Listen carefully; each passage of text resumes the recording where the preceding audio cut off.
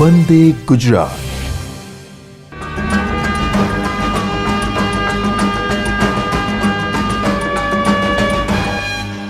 નમસ્કાર વિદ્યાર્થી મિત્રો, ધોરણ 9 વિજ્ઞાનનો અભ્યાસ કરવા માટે આપણે એકઠા થયા છીએ। આજે આપણે પ્રકરણ 1 આપણી આસપાસમાં દ્રવ્ય વિષયમાં અગત્યના મુદ્દાઓની સમજૂતી મેળવવાના છીએ। આ સમજૂતી મેળવીએ તે પહેલાં અગાઉના 4 એપિસોડમાં આપણે જે પણ કંઈ મુદ્દાઓ શીખ્યા છીએ તેનું આપણે ટૂંકમાં ઝડપથી પુનરાવર્તન કરીશું, જેથી નવા મુદ્દાઓ સાથે તેને આપણે સાંકળી શકીએ। તો આપણે શરૂઆત કરીએ છીએ આપણી આસપાસમાં દ્રવ્ય। આ સમજવા માટે આપણે પાવરપોઈન્ટ પ્રેઝન્ટેશન, વિવિધ પ્રકારના વિડીયો, ચિત્રોનો સહારો લઈશું અને આ એકમને બરાબર સમજવાનો પ્રયત્ન કરીશું મિત્રો। તો ચાલો સમજીએ પ્રકરણ 1 આપણી આસપાસમાં દ્રવ્ય। સૌથી પહેલાં આપણે પુનરાવર્તનનો ભાગ જોઈશું। દ્રવ્ય એટલે શું? પ્રકરણની સૌથી શરૂઆતમાં આપણે શીખ્યા હતા કે જે વસ્તુ દળ તેમજ કદ ધરાવે છે તેને દ્રવ્ય કહે છે। અહીંયા અનેક વસ્તુઓ ચિત્રમાં આપેલી છે અને આ સિવાય આપ અન્ય વસ્તુઓ વિશે પણ વિચારી શકો છો। આ તમામ તે દળ ધરાવે છે, એટલે કે એમાં કોઈ પદાર્થ ભરેલો હોય છે, એમાં કોઈ મટીરિયલ સૂક્ષ્મ કણોનો બનેલો છે, અને કદ ધરાવે છે એટલે કે તે જગ્યા રોકે છે। ત્યારબાદ દ્રવ્યનો ભૌતિક સ્વભાવ। આપણે પ્રવૃત્તિઓ દ્વારા આ 2 ભૌતિક સ્વભાવના વિધાનોને સમજ્યા હતા કે દ્રવ્ય કણોનું બનેલું છે અને દ્રવ્યના કણો અતિ સૂક્ષ્મ છે, એટલા સૂક્ષ્મ કે આપણી કલ્પના બહારના છે। આપણે તેને નરી આંખે તો શું, માઇક્રોસ્કોપ વડે પણ જોઈ શકતા નથી। દ્રવ્યના કણોની જુદી જુદી 3 લાક્ષણિકતાઓ શીખ્યા હતા। પ્રથમ, દ્રવ્યના કણો વચ્ચે અવકાશ હોય છે। બીજું, દ્રવ્યના કણો સતત ગતિશીલ હોય છે। અને ત્રીજું, દ્રવ્યના કણો એકબીજાને આકર્ષે છે। અને આ લાક્ષણિકતાઓને કારણે જ જુદા જુદા દ્રવ્યની જુદી જુદી અવસ્થાઓ, જેમ કે ઘન, પ્રવાહી અને વાયુ આપણે જોઈ શકીએ છીએ। દ્રવ્યની 5 અવસ્થાઓ છે। આધુનિક વિજ્ઞાનમાં દ્રવ્યની 5 અવસ્થાઓ સ્વીકારવામાં આવેલી છે, પરંતુ સૌથી વ્યાપક વ્યવહારમાં જોવા મળતી અવસ્થાઓ 3 જ છે: ઘન, પ્રવાહી અને વાયુ। જ્યારે આધુનિક વિજ્ઞાનમાં પ્લાઝ્મા અને બોઝ-આઇન્સ્ટાઇન સંઘટન એટલે કે BEC તરીકે ઓળખાતી એક 5મી અવસ્થા પણ અસ્તિત્વ ધરાવે છે। આપણે જુદા જુદા પદાર્થો ઘન, પ્રવાહી અને વાયુના વિવિધ ગુણધર્મોના સરખામણીને આધારે તેમના ગુણધર્મો શીખ્યા હતા, જેમ કે આકાર। ઘનને ચોક્કસ આકાર છે, પ્રવાહીને નથી અને વાયુને નથી। કદ ગુણધર્મ, તો ઘન પદાર્થને કદ છે, પ્રવાહીને ચોક્કસ કદ છે, વાયુને ચોક્કસ કદ નથી। આંતરાણવીય બળ, ઘનમાં સૌથી પ્રબળ, પ્રવાહીમાં ઘન કરતાં ઓછું અને વાયુમાં સૌથી નિર્બળ। સંકોચનશીલતા, ઘન પદાર્થો અસંકોચનશીલ છે, પ્રવાહીઓ નહિવત સંકોચન ધરાવે છે અને વાયુ પદાર્થો ખૂબ સંકોચનશીલ હોય છે।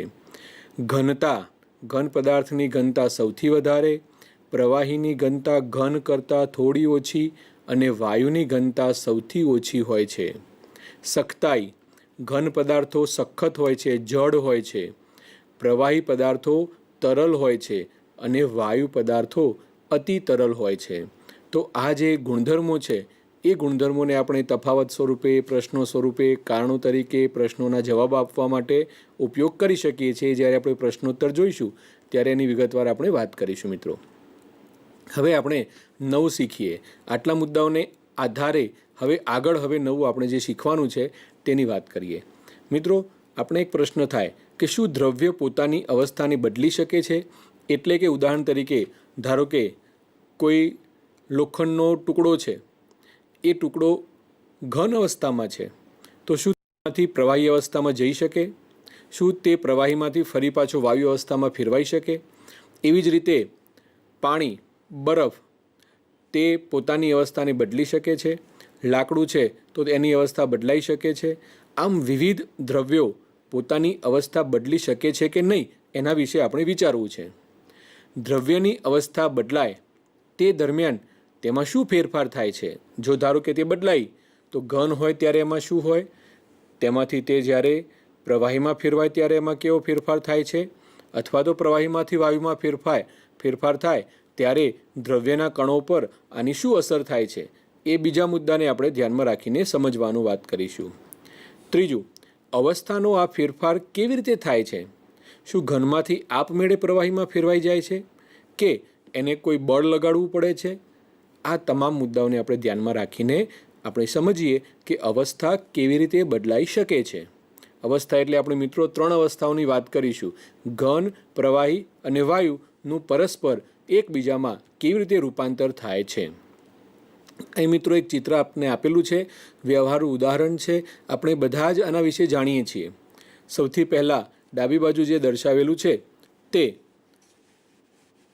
અહીંયા આ જે છે તે બરફ દર્શાવેલું છે મિત્રો. હવે બરફ એ દ્રવ્યનું ઘન સ્વરૂપ કહેવાય છે. પાણીનો બરફ બનેલો છે. બીજા ક્રમે વચ્ચે પાણીના ગ્લાસમાં પાણી ભરેલું છે તો તે પ્રવાહી સ્વરૂપ છે. અને સૌથી બહાર કીટલીમાંથી બહાર નીકળતી વરાળ રેખાંકિત કરીને બતાવેલી છે. તો આ ત્રણેય વસ્તુઓ અલગ અલગ નથી, બધામાં જ પાણીના જ અણુઓ રહેલા છે, પરંતુ માત્ર તેમની અવસ્થા બદલાયેલી છે. બરફમાં ઘન અવસ્થા, પાણીમાં પ્રવાહી અવસ્થા અને બાષ્પમાં વાયુ અવસ્થા જોવા મળે છે. તો આ ત્રણેય અવસ્થાઓ પાણીની આપણે સમજી શકીએ છીએ. પાણી એક સર્વસામાન્ય ઉદાહરણ છે, પણ શું અન્ય પદાર્થો પણ આવા પ્રકારના ફેરફારો ધરાવી શકે છે?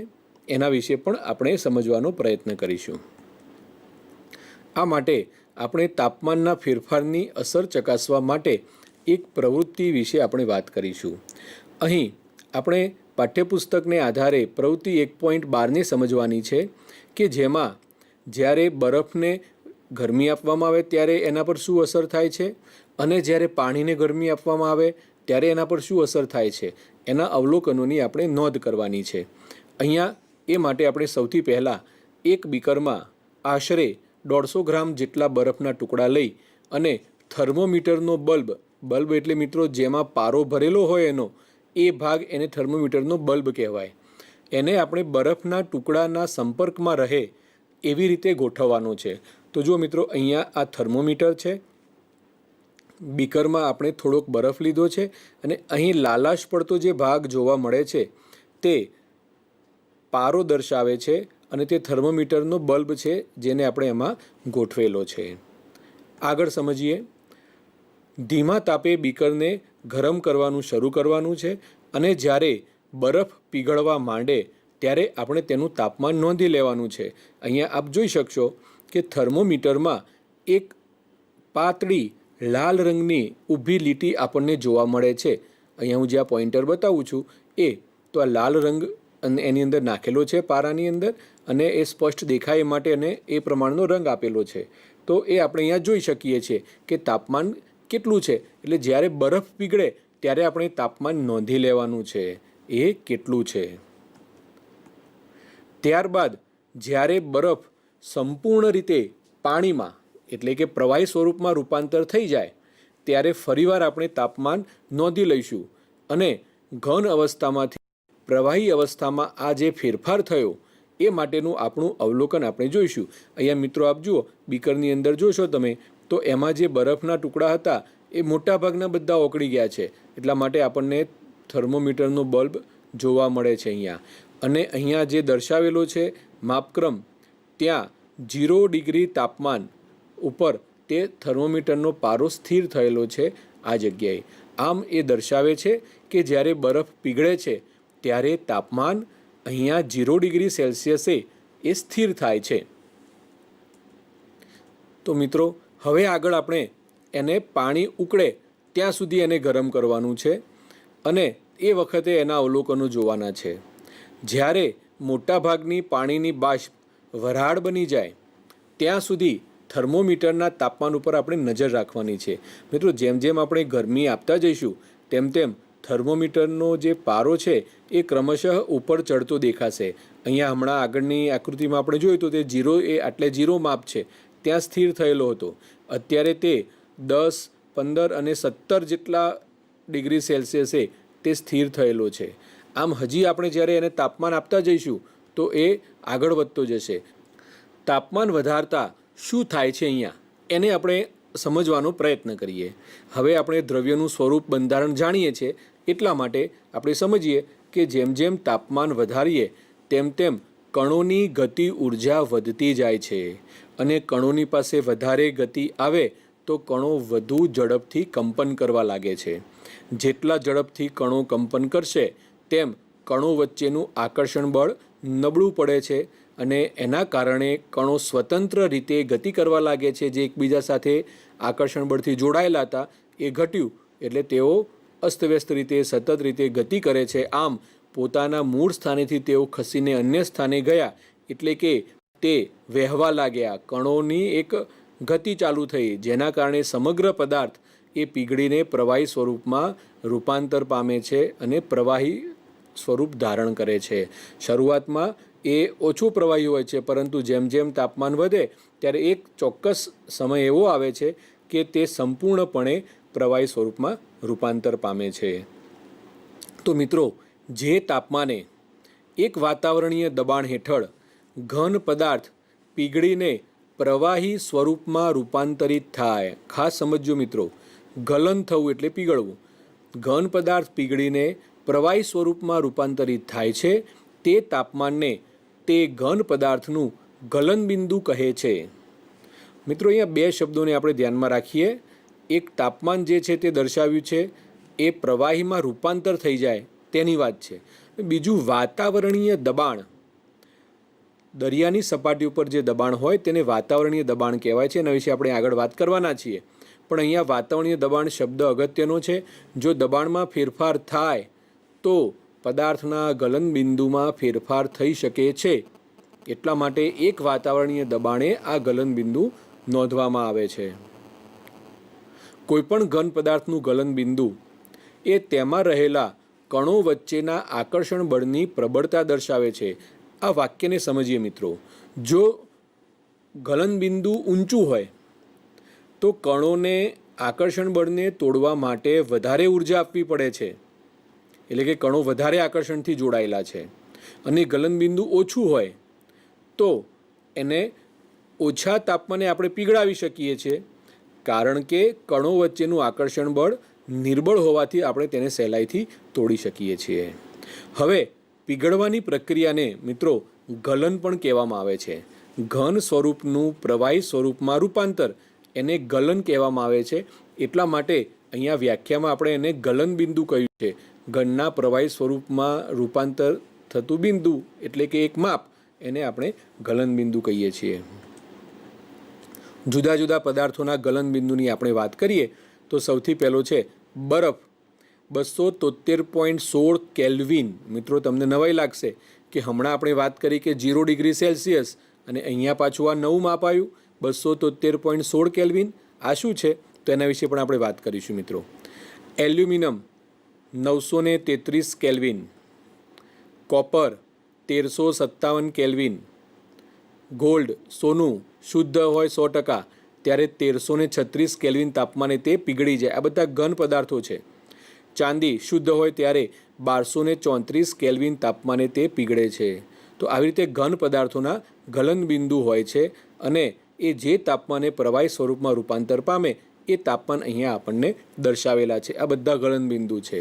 તો મિત્રો, આપણે યાદ રાખીશું માત્ર બરફનું 273.16 કેલ્વિન તાપમાન. હવે તાપમાનનો આંતરરાષ્ટ્રીય એસઆઈ એકમ કેલ્વિન છે.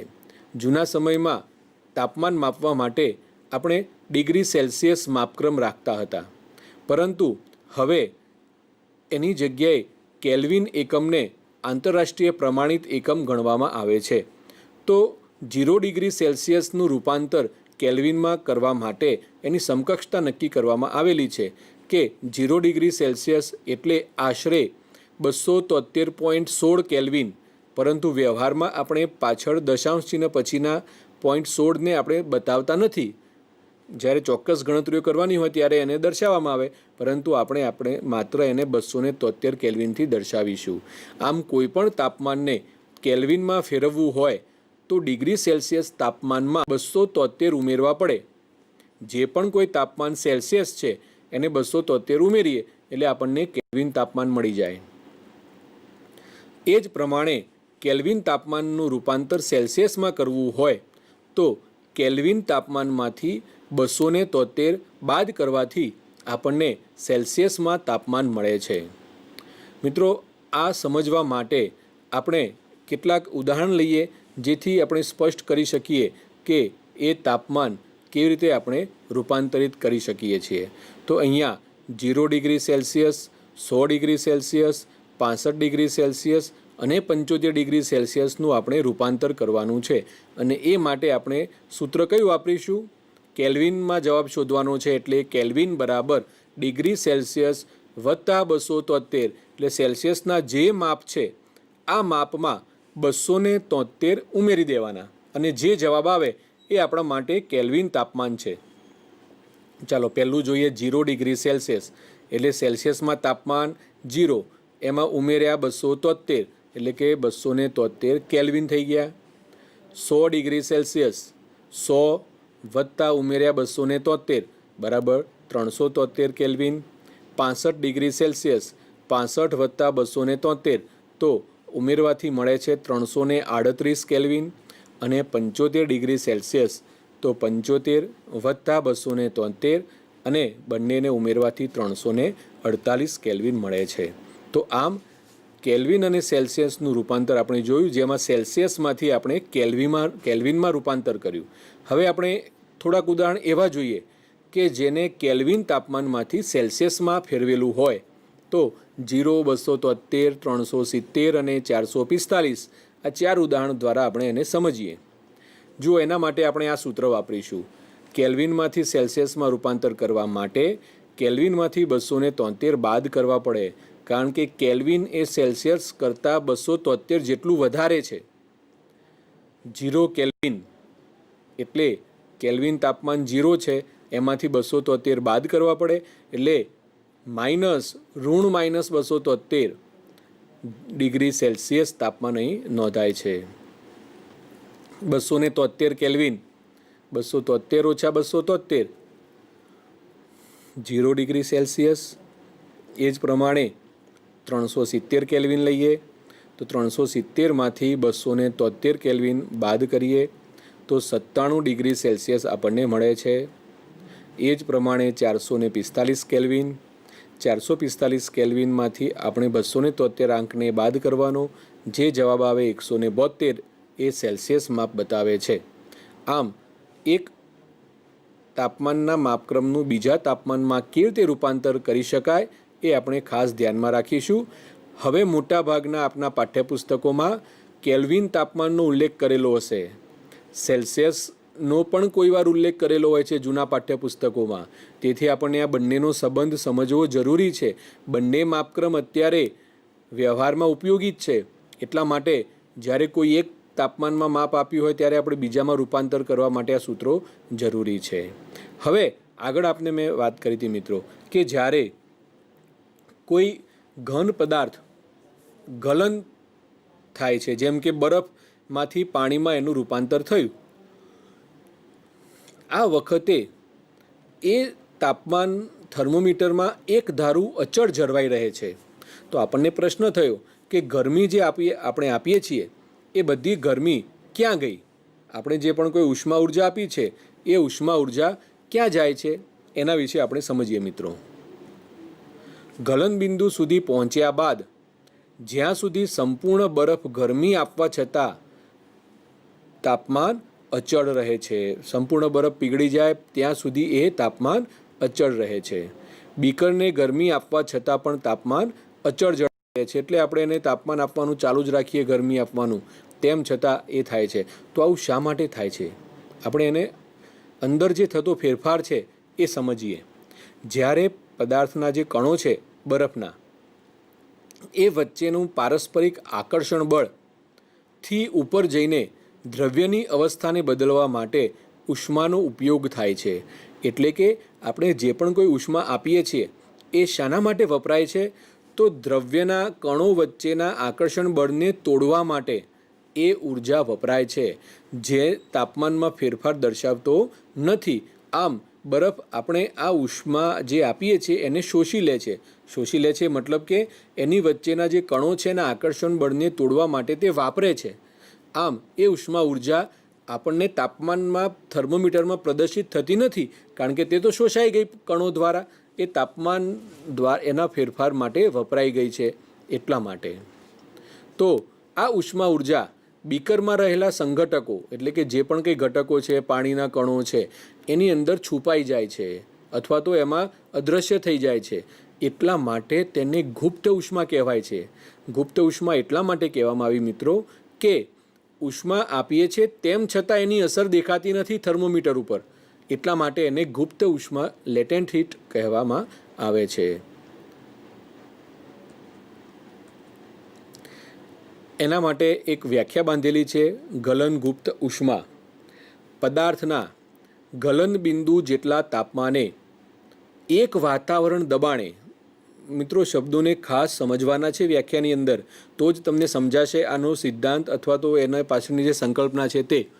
ગલન બિંદુ જેટલા તાપમાને, હવે ગલન બિંદુ જેટલું તાપમાન, ઉદાહરણ તરીકે બરફ લઈએ તો બરફનું ગલન બિંદુ કેટલું? તો 0 ડિગ્રી સેલ્સિયસ અથવા તો 273 કેલ્વિન. આટલા તાપમાને એક વાતાવરણ દબાણે, આપણે દબાણ પણ રાખીશું એક વાતાવરણ, 1 કિલોગ્રામ ઘન પદાર્થ, એટલે અહીં આપણે બરફ લીધો છે તો 1 કિલોગ્રામ જો બરફ લેવામાં આવે અને એ સંપૂર્ણપણે પ્રવાહી અવસ્થામાં રૂપાંતર થઈ જાય ત્યાં સુધી જેટલી ઉર્જા આપણે આપીએ તેને, એ તમામ ઉર્જા અહીંયા તાપમાનના વધારામાં દેખાતી નથી, એટલે એને ગલનગુપ્ત ઉષ્મા કહેવામાં આવે છે. તો મિત્રો વ્યાખ્યાને ફરીથી યાદ કરી લઈએ. પદાર્થના ગલનબિંદુ જેટલા તાપમાને એક વાતાવરણ દબાણે 1 કિલોગ્રામ ઘન પદાર્થને પ્રવાહી અવસ્થામાં રૂપાંતરિત કરવા માટે જરૂરી ઉષ્મા ઉર્જાને ગલનગુપ્ત ઉષ્મા કહેવામાં આવે છે. અંગ્રેજીમાં એના માટે શબ્દ છે લેટેન્ટ હીટ ઓફ ફ્યુઝન. તો આપણે વાત કરીએ બરફની, તો બરફનું ગલનબિંદુ 0 ડિગ્રી સેલ્સિયસ અથવા તો કેલ્વિનમાં 273 કેલ્વિન.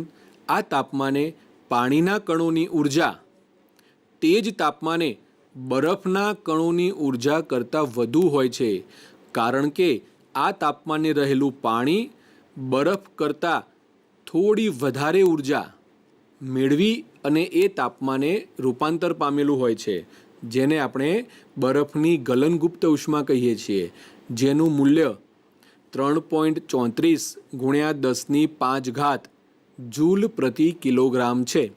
મિત્રો આપણા અભ્યાસક્રમમાં નથી, પણ આપણે એને સમજવા માટે અહીંયા મેં આપને માપ આપેલું છે, કિંમત આપેલી છે કે 1 કિલોગ્રામ બરફને ગલન બિંદુએ પ્રવાહી સ્વરૂપમાં ફેરવવા માટે આટલી જૂલ ઉર્જા 3.34 ગુણ્યા 10⁵ જૂલ ઉર્જા જરૂરી છે.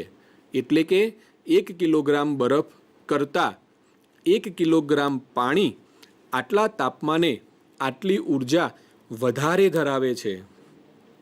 અથવા વિરુદ્ધમાં સમજીએ તો પાણી કરતાં જે બરફ છે એ આટલી ઉર્જા મેળવીને એ ગલનગુપ્ત ઉષ્મા પ્રાપ્ત કરે છે. અવસ્થા રૂપાંતર દરમિયાન અચળ તાપમાનનું આપણે હવે પાણી માટે ઉદાહરણ જોઈએ. જ્યારે પાણીને આપણે ઉષ્મા ઉર્જા આપીએ છીએ ત્યારે પાણીના કણો વધુ ઝડપથી ગતિ કરે છે.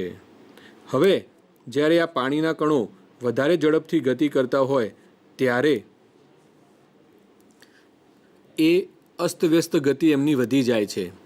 એક નિશ્ચિત તાપમાન સુધી એ જ્યારે પહોંચે છે ત્યારે એમાં એટલી ઉર્જા આવી જાય છે કે જેથી કણો વચ્ચેનું પરસ્પરનું આકર્ષણ બળ તૂટી જાય છે અને કણો એકબીજાનાથી સ્વતંત્ર થઈ જાય છે. આમ પ્રવાહી અવસ્થા જાળવી રાખવા માટેનું જે આકર્ષણ બળ હતું એ તૂટી જવાથી પ્રવાહીથી પણ તરલ અવસ્થા એટલે કે વાયુ અવસ્થામાં એનું રૂપાંતર થઈ જાય છે. આમ ઉષ્માને કારણે પાણી ધીમે ધીમે એ વાયુ અવસ્થામાં રૂપાંતર થઈ જાય છે અને આ રૂપાંતર જે તાપમાને થાય છે તેને આપણે ઉત્કલન બિંદુ કહીએ છીએ. ઉત્કલન એટલે ઉકળવું. એની વ્યાખ્યા આપણે સમજીએ. એક વાતાવરણ દબાણે જે તાપમાને પ્રવાહી ઉકળવા લાગે, ઉકળે એટલે એમાંથી ઉકળ્યું મતલબ એમાંથી વરાળ નીકળે, તે તાપમાનને પ્રવાહીનું ઉત્કલન બિંદુ બોઇલિંગ પોઈન્ટ કહેવામાં આવે છે. અહીંયા આપ જુઓ એક પાત્રમાં કે પાણીની વરાળ નીકળે છે અને આ ઘટના તો આપણા માટે એક સામાન્ય ઘટના છે, પાણીને ઉકળતું જોવું. તો એ જે ઉકળે છે એ વખતે તમે જો થર્મોમીટરથી એને માપો તો એ જે તાપમાન મળે એને ઉત્કલન બિંદુ તરીકે ઓળખવામાં આવે છે. મિત્રો, પાણીનું ઉત્કલન બિંદુ 373.16 કેલ્વિન એટલે કે આશરે 373 કેલ્વિન જેટલું છે. આ સિવાય બીજા પદાર્થોના ઉત્કલન બિંદુની આપણે વાત કરીએ મિત્રો, અહીંયા જુદા જુદા પદાર્થો છે. આપણને નવાઈ લાગે કે ભાઈ પાણી ઉકળે છે એમ કે ધાતુ ઉકળતી હશે, તો એલ્યુમિનિયમ ધાતુ અથવા કોઈ ધાતુ છે એને જ્યારે ગરમ કરવામાં આવે ત્યારે અહીંયા ફોટો બતાવ્યો છે એ પ્રમાણે તે લાલ ચોળ ગરમ થઈ જાય છે અને તે પ્રવાહી સ્વરૂપમાં ફેરફાર પામી અને એમાંથી આ વરાળો નીકળવા લાગે છે. આ તાપમાન એ ધાતુનું ઉત્કલન બિંદુ છે, પરંતુ વ્યવહારમાં આપણે એની સાથે ઓછો સંબંધ હોય છે એટલે આપણને ખ્યાલ નથી હોતો આ ઘટનાઓનો. પરંતુ પાણી ઉકળવાની ઘટના સાથે તો આપણે સંકળાયેલા જ છીએ. તો એલ્યુમિનિયમ 2740 કેલ્વિન ખૂબ જ ઊંચા તાપમાન હોય છે. જુઓ મિત્રો, ક્યાં 373 અને ક્યાં 2740.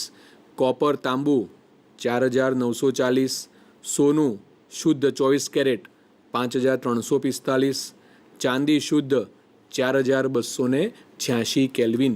આમ આટલા તાપમાને આ બધા પ્રવાહી સ્વરૂપમાં રૂપાંતર થયેલા હોય એમાંથી તે વાયુ સ્વરૂપમાં રૂપાંતર થવાની શરૂઆત થઈ જાય છે. હવે આ શા માટે અને કેવી રીતે બને છે આપણે એને સમજીએ. જ્યારે પ્રવાહીને ઉષ્મા આપવામાં આવે ત્યારે ધીમે ધીમે ધીમે એના કણો એ ઉર્જા પ્રાપ્ત કરે છે અને એ ઉકળવા લાગે છે.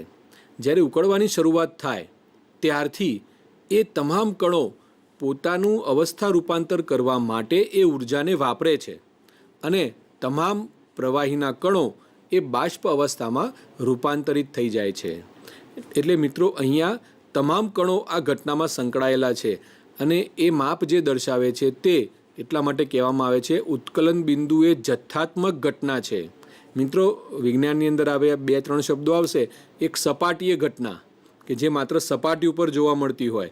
જથ્થાત્મક ઘટના મતલબ એમાં જે દ્રવ્ય છે દ્રવ્યના તમામ કણો સંકળાયેલા છે એમાં, એ પ્રક્રિયામાં, એટલા માટે એને જથ્થાત્મક ઘટના બલ્ક ફિનોમિનન તરીકે ઓળખવામાં આવે છે. બાષ્પીભવન ગુપ્ત ઉષ્મા, એના વિશે આપણે સમજીએ. જેવી રીતે ઘન પદાર્થો માટે ગલન ગુપ્ત ઉષ્મા હતી એ રીતે પ્રવાહી પદાર્થો માટે બાષ્પીભવન ગુપ્ત ઉષ્મા હોય છે. પદાર્થના ઉત્કલન બિંદુ જેટલા તાપમાને, વ્યાખ્યા એ જ છે મિત્રો, પણ અહીંયા ખાલી આપણે અવસ્થા રૂપાંતર બદલવાની છે. પદાર્થના ઉત્કલન બિંદુ ગલનગુપ્ત ઉષ્મામાં ગલન બિંદુ હતું, જેટલા તાપમાને એક વાતાવરણ દબાણે 1 કિલોગ્રામ પ્રવાહી પદાર્થને વાયુ અવસ્થામાં રૂપાંતરિત કરવા માટે જરૂરી ઉષ્મા ઉર્જાને બાષ્પીભવન ગુપ્ત ઉષ્મા કહેવામાં આવે છે. લેટેન્ટ હીટ ઓફ વેપોરાઇઝેશન. આમ 1 કિલોગ્રામ જેટલું પાણી લઈએ અને ઉત્કલન બિંદુએ એક વાતાવરણ દબાણે આ તમામ પાણી વરાળમાં રૂપાંતર થઈ જાય અને જેટલી ઉર્જા આપવી પડે તેને કહેવાય બાષ્પીભવન ગુપ્ત ઉષ્મા. હવે પાણીની વાત કરીએ તો 100 ડિગ્રી સેલ્સિયસ ઉત્કલન બિંદુ છે, 373 કેલ્વિન, કેલ્વિનમાં માપ છે એનું. તો આ તાપમાનને પાણીના કણો કરતાં તે વધુ ઉર્જા ઉષ્મા ધરાવતી હોય છે. આવું એટલા માટે થાય છે કે જ્યારે વરાળ બને છે ત્યારે વરાળનું રૂપાંતર થવા માટે પાણીના કણોએ બાષ્પીભવન ગુપ્ત ઉષ્મા જેટલી વધારે ઉષ્મા શોષણ કરી લીધેલી હોય છે. આમ 373 કેલ્વિને પાણી પણ હોઈ શકે અને પાણીની વરાળ પણ હોઈ શકે, બંને હોય. પરંતુ એમાં જે વરાળના કણો છે એ આટલી ઉર્જા વધારે સમાવેલી હોય છે, એટલા માટે વધારે દજાડે છે, વધારે દાહક હોય છે, વધારે ઉષ્મા ધરાવે છે વરાળ. પાણી કરતાં વરાળ વધારે ઉષ્મા ધરાવે છે. આમ આપણે જોયું કે તાપમાનના ફેરફારથી આપણે શું કરી શકીએ છીએ મિત્રો. આપણે તાપમાનને બદલીને પદાર્થને એક અવસ્થામાંથી બીજી અવસ્થામાં રૂપાંતરિત કરી શકીએ છીએ. આપણે જોયું કે આ ચિત્ર દ્વારા આપણે સમજીએ કે સૌથી પહેલાં આપણે શું કર્યું, ઘન અવસ્થા એટલે કે બરફ, એને ગરમી આપી, ઉષ્મા આપી, તો તે પ્રવાહી અવસ્થા એટલે પાણીમાં રૂપાંતર થાય છે. હવે આ પ્રવાહી અવસ્થાના પાણીને ફરીથી ગરમી આપવામાં આવે, ઉષ્મા આપવામાં આવે એટલે તે વાયુ અવસ્થામાં રૂપાંતર થાય છે. આમ ઘન અવસ્થામાંથી ગલન બિંદુએ પ્રવાહી અવસ્થા આવે છે, પ્રવાહી અવસ્થામાંથી ઉત્કલન બિંદુએ વાયુ અવસ્થા આવે છે. આમ અહીંયા તાપમાનના ફેરફારને કારણે એક અવસ્થામાંથી બીજી, બીજીમાંથી ત્રીજી એવી રૂપાંતર શક્ય બને છે. હવે આપણે એને થોડું વિરોધી વિચારીએ. જો વાયુ અવસ્થામાં રહેલી જે પાણીની વરાળ છે એ વરાળને વિપરીત એટલે કે ઠંડી પાડીએ તો શું થાય? તો જેમ જેમ વરાળને આપણે ઠંડી પાડીશું તેમ તેમ તે પ્રવાહી અવસ્થામાં રૂપાંતરિત થશે. આ પ્રવાહીને આપણે ફ્રીઝરમાં મૂકી દઈએ તો પ્રવાહી અવસ્થા ઠંડી થતાં પાણીનું બરફમાં રૂપાંતર થાય છે. આમ અહીંયા ઉષ્માનો ઘટાડો થાય છે. જ્યારે ઘન અવસ્થામાંથી પ્રવાહીમાં, પ્રવાહીમાંથી વાયુમાં ઉષ્માનો વધારો થતો જાય છે. ઘન અવસ્થા કરતાં પ્રવાહી અવસ્થા એક જ તાપમાને વધારે ઉષ્મા ધરાવે, પ્રવાહી કરતાં વાયુ અવસ્થા એક જ તાપમાને વધારે ઉષ્મા ધરાવે છે. જ્યારે ઠંડાઈમાં એના કરતાં ઉલટું છે કે આ પ્રમાણે વાયુ કરતાં પ્રવાહી અવસ્થા વધારે ઠંડક અને પ્રવાહી કરતાં ઘન અવસ્થા વધારે ઠંડક એક જ તાપમાને ધરાવતા હોય છે. તો આ રીતે આપણે તાપમાનના ફેરફારની અસરને સમજી શકીએ છીએ મિત્રો. હવે અહીંયા આપણે જોયું ઉદાહરણ તરીકે કે ઘનમાંથી આપણે પ્રવાહીમાં રૂપાંતર જોયું અને પ્રવાહીનું વાયુમાં રૂપાંતર જોયું. પણ શું વચ્ચેની પ્રવાહી અવસ્થાને આપણે બાદ કરી દઈએ તો એવું બની શકે ખરું કે ઘન અવસ્થાના પદાર્થને ગરમી આપીએ તો એ સીધું વાયુ અવસ્થામાં રૂપાંતર થઈ જાય, અથવા તો એ જ વાયુ અવસ્થાને ફરી પાછી ઠંડી આપીએ તો ફરી પાછું તે ઘન અવસ્થામાં રૂપાંતર થઈ જાય? આવું શક્ય છે ખરું? જો હોય તો એ કેવી રીતે થાય છે, કયા પદાર્થોમાં થાય છે, એની આપણે વાત કરવાના છીએ. જો મિત્રો, અહીંયા મેં એક ઉદાહરણ આપેલું છે. આ કપૂર છે. આપણે જ્યારે ધાર્મિક પ્રસંગોની અંદર, હિન્દુ ધર્મની અંદર જ્યારે કોઈ કથા આરતી કરવાની થાય ત્યારે આપણે કપૂર જે છે એ કપૂરને પ્રગટાવીને એના દ્રવ્યને આ પ્રકારે એમાં સુગંધી દ્રવ્ય મેળવીએ છીએ. તો જે કપૂર છે એ કપૂરના કણો અહીંયા આપેલા છે. તો કપૂર છે ધીમે ધીમે ખુલ્લું પડ્યું હોય ને તો એનું ગરમી આપવાથી અથવા તો ચોક્કસ તાપમાને એ સીધું વાયુમાં રૂપાંતર થાય છે. અને ગરમી આપીએ ને તો એ પ્રવાહી સ્વરૂપમાં આવે નહીં, સીધું જ વાયુ સ્વરૂપમાં રૂપાંતર થઈ જાય. બીજો પદાર્થ છે નવસાર, એમોનિયમ ક્લોરાઇડ. સફેદ રંગનો મીઠા જેવો પદાર્થ છે એ નવસાર છે. તો એ પણ એ ઉર્ધ્વપાતન પામે છે. અને ત્રીજો છે નેપ્થેલિન. આપણે જેને ડામરની ગોળી કહીએ છીએ અને આપણા ઘરની અંદર બાથરૂમમાં અથવા તો કપડાં અથવા કબાટની અંદર જે ગોળી લાવીને આપણે મૂકીએ છીએ તે જ આ નેપ્થેલિન છે. તો નેપ્થેલિનની ગોળી. આ ત્રણેય પદાર્થો એવા છે. એ સિવાય બીજા છે મિત્રો, આયોડીન અને એવા બધા પદાર્થો, પણ આપણે હાલ આટલી જ વાત કરીશું. આયોડીન છે, એન્થ્રેસિન છે, આ બધા ઉર્ધ્વપાતી પદાર્થો છે. પણ આપણે મુખ્ય 3 પદાર્થોની વાત કરીએ, કપૂર, નવસાર અને નેપ્થેલિન. નવસાર એટલે એમોનિયમ ક્લોરાઇડ. તો આ બધા જ પદાર્થો ઘનમાંથી સીધા વાયુ સ્વરૂપમાં રૂપાંતર થાય છે. કેવી રીતે થાય છે મિત્રો? તો આ પદાર્થોને જ્યારે પ્રવાહી અવસ્થામાં રૂપાંતરિત થયા વિના જ્યારે ગરમી આપવામાં આવે ત્યારે ઘન અવસ્થામાંથી સીધા જ વાયુ અવસ્થામાં રૂપાંતર થાય છે. અને એનાથી વિપરીત ઠંડુ પાડીએ એને તો વાયુ અવસ્થામાંથી સીધા ઘન અવસ્થામાં રૂપાંતર થાય છે. વચ્ચેની પ્રવાહી અવસ્થાની અહીંયા બાદબાકી થાય છે. એ અવસ્થા આવતી જ નથી વચ્ચે. સીધા ઘનમાંથી વાયુમાં, વાયુમાંથી ઘનમાં રૂપાંતર થાય છે. તો એ સમજવા માટે આપના પાઠ્યપુસ્તકની પ્રવૃત્તિ સમજતા જઈએ. તો એ માટે આપણે થોડુંક કપૂર અથવા તો એમોનિયમ ક્લોરાઇડ ભૂકારૂપ પદાર્થ લેવાનો છે અને તેને ચાઇના ડીશ, એને ગુજરાતીમાં મિત્રો કહેવાય બાષ્પ વાટકી, પોર્સેલિનની બનેલી હોય, ઊંચું તાપમાન સહન કરી શકે ગરમ કરવા માટેનું, એટલા માટે એને પોર્સેલિનની ડીશ અથવા તો ચાઇના વાટકી અથવા તો બાષ્પ વાટકી કહે છે. હવે એમાં તમે જુઓ તો આપણે થોડું અહીંયા તો દર્શાવવા માટે આપણને બતાવ્યો છે પદાર્થ, પણ એના કરતાં ખૂબ જ ઓછો પદાર્થ આપણે આ બાષ્પ વાટકીની અંદર ભરવાનો છે. કપૂર પણ લઈ શકો, એમોનિયમ ક્લોરાઇડ પણ લઈ શકો, કોઈ પણ પદાર્થ તમે એની અંદર લઈ શકો છો. હવે એક કાચની ગરણીને ઊંધી કરી અને આવી બાષ્પ વાટકીના વાસણ ઉપર મૂકી દેવાની છે અને ગરણીના છેડે રૂનું પૂમડું લગાવવાનું છે મિત્રો. અહીંયા એનો ફોટો મિત્રો મેં પાડીને આપણી માટે મૂકેલો છે, આ પ્રયોગશાળામાં જ પાડેલો ફોટો છે, તો એ અહીંયા દર્શાવેલો છે. હવે એને જ્યારે ગરમી આપવામાં આવે છે ત્યારે શું થાય છે તો જુઓ મિત્રો, અહીંયા પહેલી આ જે આકૃતિ છે તે ડાબી બાજુની આકૃતિમાં આપણે જોઈએ તો ગરણીની અંદરના ભાગે દૂધિયા રંગનું આવરણ, વાયુ, ધુમાડો ભેગો થયો હોય એવું લાગે છે. તો એને મેં અહીંયાથી હવે ઉઠાવી લીધી. તમે જોશો તો અહીંયા બધી વરાળો બહાર નીકળેલી છે, આમાંથી પણ વરાળ નીકળી છે, આમાં પણ વરાળ જોવા મળે છે. તો એ બધી જે વરાળ બની છે, બાષ્પ બની છે, એ નવસારની અથવા તો કપૂરની બાષ્પ છે. અહીંયા ઉદાહરણમાં મેં નવસાર લીધેલું છે, એટલે નવસારની બાષ્પ આપણને જોવા મળે છે મિત્રો. જો અહીંયા આ બહાર નીકળે છે એ નવસારની બાષ્પ છે અને અહીંયા પણ તે નવસારની બાષ્પ આપણે જોઈ શકીએ છીએ મિત્રો. એની વાટકીને મેં આ પ્રમાણે તમારી સામે દર્શાવી છે જેથી આપણને ખ્યાલ આવે કે અંદર કોઈ પ્રવાહી નથી. જો આ સીધો સફેદ રંગનો ઘન પદાર્થ છે અને એમાંથી સીધું જ વાયુરૂપ બાષ્પ બહાર નીકળે છે. તો આ જે ઘટના છે એ પ્રવૃત્તિ આપને સમજાવેલી છે. મેં તબક્કાવાર અહીંયા ચિત્રો દ્વારા આપને દર્શાવી છે મિત્રો. આ પ્રવૃત્તિ ખૂબ સહેલી છે, આપની પ્રયોગશાળામાં પણ થઈ શકે એવી છે, આપના શિક્ષક આપને જરૂર કરાવશે તે. હવે આને સમજીએ આપણે મિત્રો. જ્યારે પ્રવાહી અવસ્થામાં રૂપાંતરિત થયા વિના કોઈ પદાર્થને ગરમ કરતા તે ઘન અવસ્થામાંથી સીધું જ વાયુ અવસ્થામાં અને તેને ઠંડુ પાડતા ફરીથી પાછા ઘન અવસ્થામાં રૂપાંતર થવાની પ્રક્રિયા અથવા તેનાથી વિરુદ્ધ પ્રક્રિયા, બંને દિશામાં એને ઉર્ધ્વપાતન કહેવાય મિત્રો.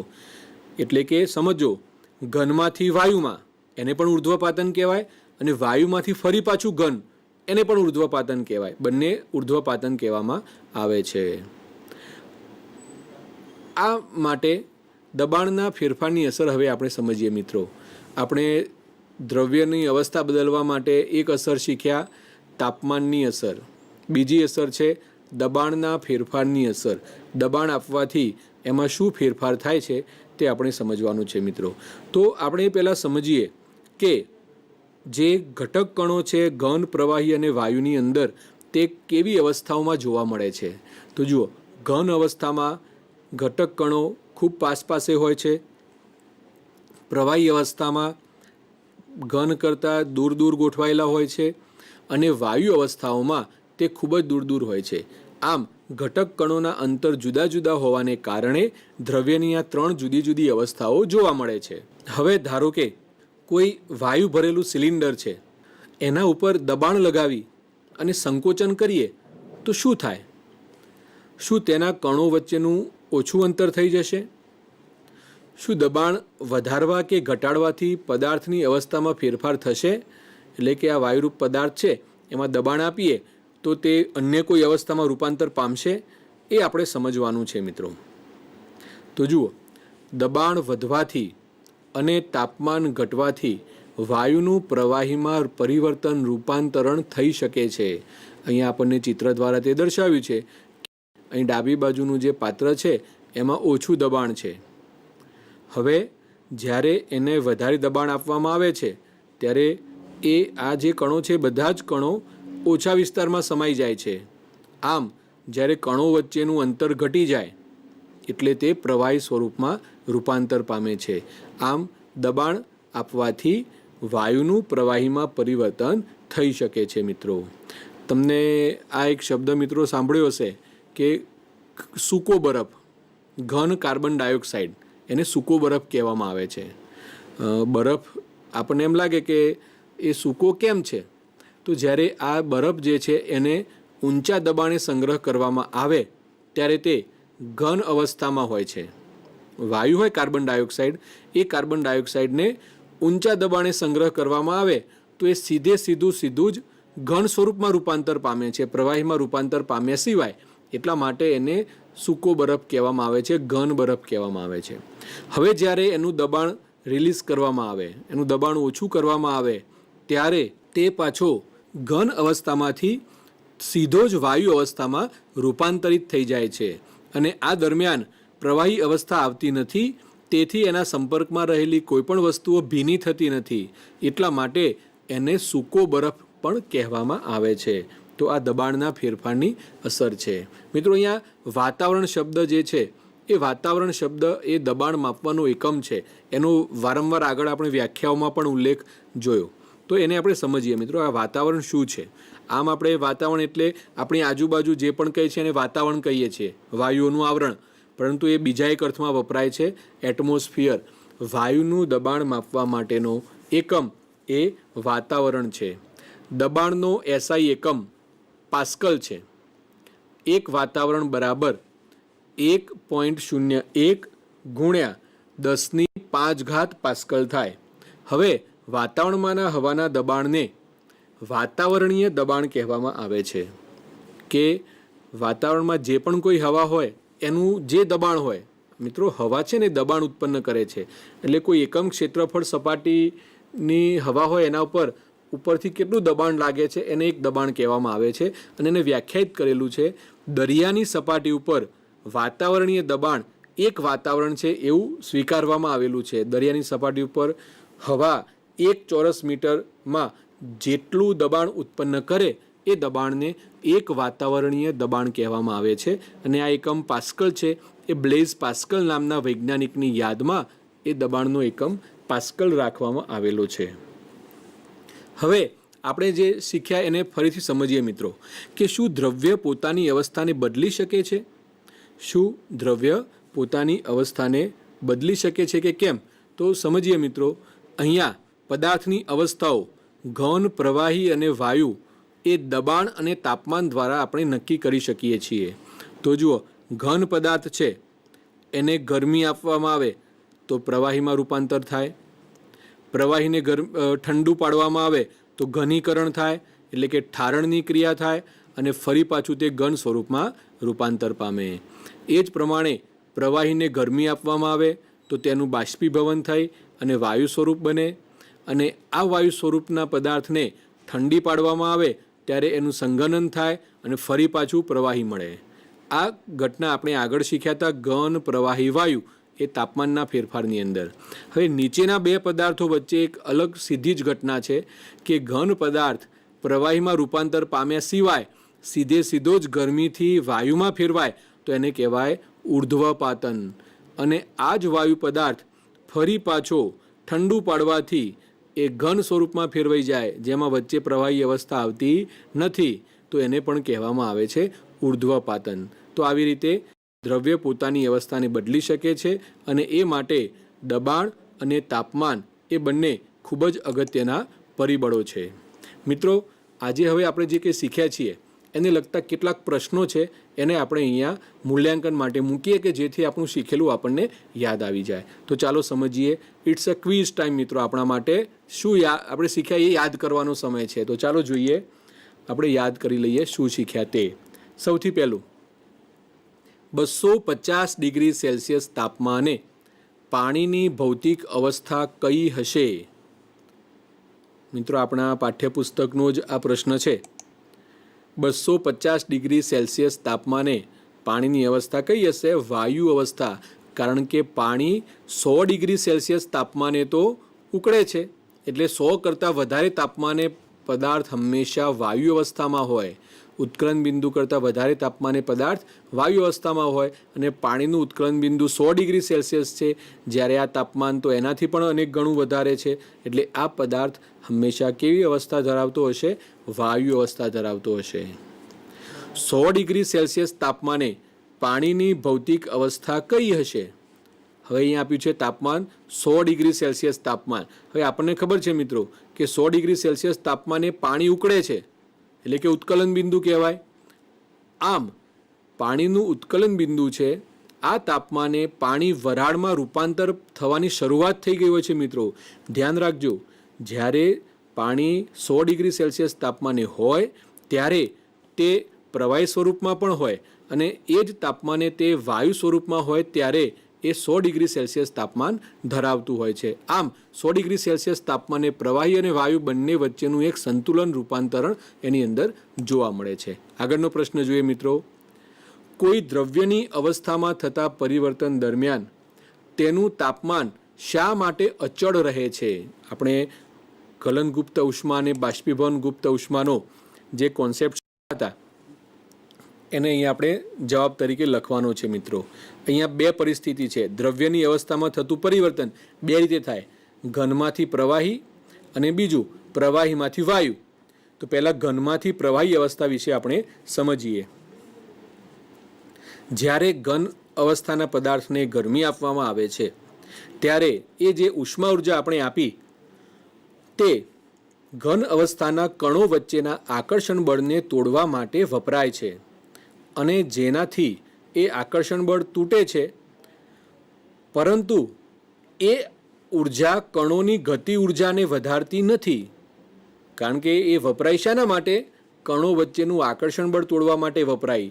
એનાથી કણોની ગતિ ઉર્જા વધતી નથી, પરિણામે તેના તાપમાનમાં કોઈ વધારો જણાતો નથી. એટલે કે બીજા શબ્દોમાં કહીએ તો આ દરમિયાન વપરાતી ઉર્જા પદાર્થનું સ્વરૂપ બદલવા માટે વપરાય છે અને એટલા માટે તાપમાન અચળ રહે છે. આ ઉર્જાને આપણે ગલનગુપ્ત ઉષ્મા કહીએ છીએ. આવી જ રીતે જ્યારે તે પ્રવાહી અવસ્થામાંથી વાયુ અવસ્થાની વાત આવે ત્યારે તે કેવી રીતે રૂપાંતર થાય છે આપણે તેના વિશે સમજીએ મિત્રો. જ્યારે કોઈ પ્રવાહી પદાર્થ ગરમી આપવામાં આવે ત્યારે ઉત્કલન બિંદુએ પહોંચ્યા પછી તે વાયુ સ્વરૂપમાં ફેરવવાની શરૂઆત થઈ જાય છે. હવે આ દરમિયાન જે ઉર્જા આપણે આપીએ છીએ એ ઉર્જા આ પદાર્થનું સ્વરૂપ બદલવા માટે વપરાય છે. એટલે કે પ્રવાહી પદાર્થના કણો વચ્ચેનું આકર્ષણ બળ તોડવા માટે આ ઉર્જા વપરાતી હોવાથી તે તાપમાનનો વધારો કરતી નથી. એટલા માટે એનું તાપમાન અચળ રહે છે. આ ઉર્જા એક ગુપ્ત ઉષ્મા છે, ઉત્કલન ગુપ્ત ઉષ્મા. મિત્રો એક પ્રશ્ન છે, વાતાવરણીય વાયુઓના પ્રવાહીકરણ માટેની કોઈ પદ્ધતિ સૂચવો. વાતાવરણીય વાયુ એટલે વાતાવરણમાં જે પણ કોઈ વાયુઓ છે તે, જેમાં ઓક્સિજન છે 21%, નાઇટ્રોજન છે 78%, કાર્બન ડાયોક્સાઇડ છે 0.032% અને અન્ય વાયુઓ જે છે એ નિષ્ક્રિય વાયુઓ છે, હિલિયમ, નિયોન, આર્ગોન, ક્રિપ્ટોન, ઝેડોન અને રેડોન. તો તેમને પ્રવાહી સ્વરૂપમાં લાવવા હોય તો શું કરવું પડે? આ મુદ્દાનો મિત્રો આપણે એક અન્ય પ્રકરણમાં પણ સમાવેશ કરેલો છે, એ વખતે પણ આપણે સમજીશું. પણ અહીંયા આપણે એને સમજીએ કે જ્યારે વાયુઓને ઊંચા દબાણે લઈ જવામાં આવે ત્યારે અને તેનું તાપમાન ઘટાડવામાં આવે, આ બે ક્રિયાઓ એકસાથે કરવામાં આવે મિત્રો. ખાસ સમજજો, જ્યારે તાપમાન વધઘટ કરીએ તો અવસ્થામાં રૂપાંતર થઈ શકે છે, પરંતુ ઊંચા દબાણે તાપમાન ઘટાડવામાં આવે ત્યારે તે પ્રવાહી સ્વરૂપ ધારણ કરે છે. આવું શા માટે થાય છે? તો દબાણ વધારવામાં આવે ત્યારે શું થાય? કણો વચ્ચેનું અંતર ઘટે અને આ દરમિયાન ઉર્જા ઉત્પન્ન થાય છે મિત્રો.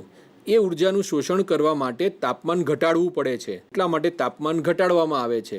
આમ દબાણ વધારતા અંતર ઘટે, તાપમાન ઘટાડતા કણોની ગતિ ઉર્જા ઘટે. આમ તે પ્રવાહીના કણો જેવા ગુણધર્મો ધરાવે છે, તેથી તે પ્રવાહી સ્વરૂપમાં રૂપાંતર પામે છે. તો આમ પ્રવાહીકરણ માટે ઊંચા દબાણે તાપમાન ઘટાડવું જોઈએ. આ પદ્ધતિ વાપરવામાં આવે છે. તો મિત્રો અહીં આપણે આ પ્રકરણનો આજે અગત્યના એક મુદ્દા વિશે વાત કરી કે દ્રવ્યની અવસ્થામાં તાપમાન અને દબાણ દ્વારા કેવી રીતે ફેરફાર કરી શકાય છે. આને લગતા અન્ય બીજા રોજિંદા જીવનના વપરાતા કેટલાક ઉદાહરણો આપણે આગામી એપિસોડમાં ચર્ચા કરીશું અને બાષ્પીભવન અને બાષ્પીભવનની અસર કરતા પરિબળો એના વિશે પણ આપણે આગામી એપિસોડમાં વાત કરીશું. તો મિત્રો આજે શીખેલું તમામ મુદ્દાઓ આપ પાઠ્યપુસ્તકને આધારે બરાબર સમજી અને એને તૈયાર કરી લેશો. આવજો.